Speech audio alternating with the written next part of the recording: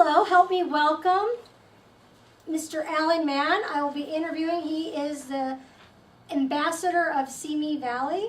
I am interviewing him today to find out a little bit more about what he does and how he got involved with Simi Valley. Help me welcome Mr. Alan Mann. Thank you, Linda. Thank you very much for inviting me. Thank you.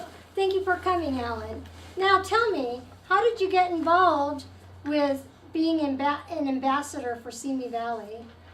Well, as in any type of volunteer work, you start small and all of a sudden people will say, can you do this little extra work?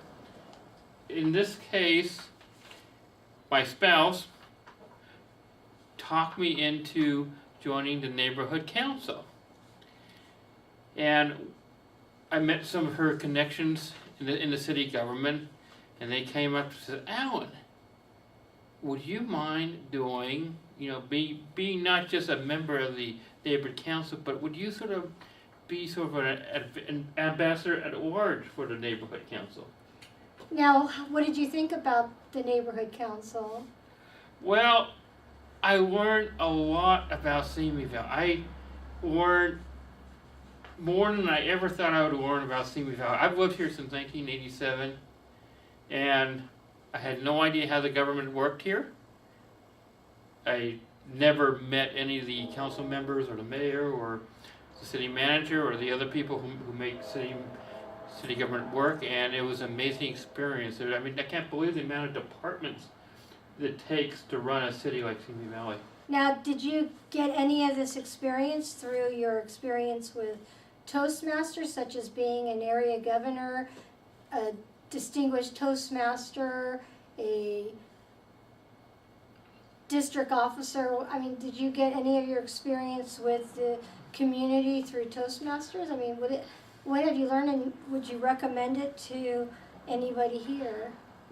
What I learned through Toastmasters and was able to apply toward my service on the neighborhood council was how to communicate with individuals. You go to a neighborhood council meeting, and even though you're not coming up and giving a prepared speech, you're communicating with people. You're asking questions. They have guests every meeting, whether they're the police or some other special guest from the city doing a presentation, or in a lot of cases, regular residents, and it helps you. Toastmasters help me formulate my questions in a more logical manner. So maybe in a couple years, when the mayor's position is up, may we see you running for mayor of Simi Valley? I don't know if I really want to run for city government. Or if there's ever a Senate position. Well, the nice thing about serving on the neighborhood council is it allows you to get involved with essentially local city government without having to become a politician. And I'm not saying negative things about politicians, but it allows you to get involved with what's going on in the city. Maybe sometimes voice your opinion without having to go through what you have to go through in an election type cycle. I mean, it's good for people who want to go farther. It's a great place to start. Do I want to be mayor of Simi Valley? I don't know. I think there are a lot better qualified individuals to do that. Besides, it's a big commitment because all the people who are serving on the city council, including the mayor, they're part-time essentially. They have their real time job too to deal with, and I don't think I could do my regular job and be mayor or be a council member at the same time. Now, the one thing that I know is true, because I too have been on the neighborhood council, and I don't know if you learned this, but I know that I learned a lot more about parliamentary procedure from the neighborhood council that I also learned a little bit in Toastmasters, but the neighborhood council taught me that much more. Was it that way for you? Quite actually the opposite. I learned a lot about parliamentary procedure in Toastmasters, and maybe even including some of those whimsical nuances of procedures. What had helped me was a lot of the people who are serving on the council, or people even city government who are regular politicians, like don't know the nuances of parliamentary procedure. So it helped me with that, and sort of helped me with my regular day job too. Well, I think the neighborhood council is great for anybody who wants to know more about the city in which you reside. Do you agree? I agree. I said I learned when you apply for the city neighborhood council, you go through an orientation, and just the orientation itself, it's a 2-hour essentially seminar on how Simi Valley was organized. So you learn just a lot about Simi Valley just in that seminar. You have the opportunity to meet city council members through the interview process. All council members are interviewed by somebody on the city council, and through the whole process, and then all the presentations.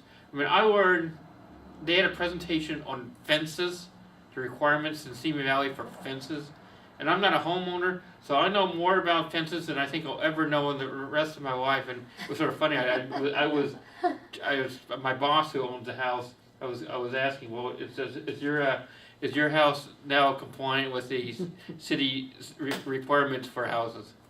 Well, thank you so much, Alan Mann. It looks like our time is running out. I think we all learned quite a bit about neighborhood council, and I know from my past experience I have gotten a fellow friend, division governor, to join the neighborhood council, and I hope that many other people will think about it in the future just from my interviewing you. So thank you so much Thank you. for speaking with me. I'd like to say one thing, if you don't mind. For those of you interested in learning about getting on the neighborhood council, anybody over 18 can be a member, whether you're young or retired, or maybe on your third career, whatever. All you have to do is go Google City of Simi Valley Neighborhood Councils. It'll take you right there. They have a great link there. It tells you everything you ever want to know about the council itself, how to join. They're recruiting every, I believe, 6 months.